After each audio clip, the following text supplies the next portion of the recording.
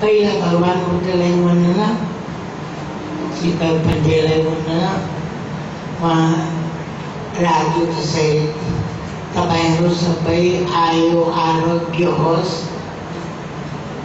आफ्नो मनलाई राम्रो ठाउँमा लिनु सकोस् भन्ने कामना गर्छु। भगवान बुद्धले भनेको के छ भने मट्टी राम्रो भए गट्टी राम्रो हुन्छ।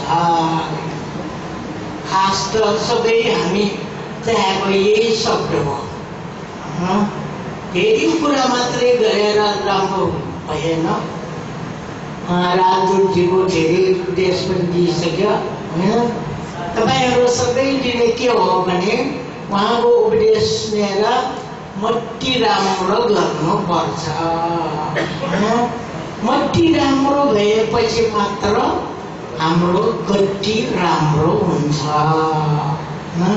त्यसैले हामी सबैले नराम्रो मनलाई हटाएर राम्रो राम्रो मन राखेर आडो कल्याण, मध्य कल्याण, पर्यवसानसम्म कल्याण होस् भने हामी आशीर्वाद दिन्छौँ।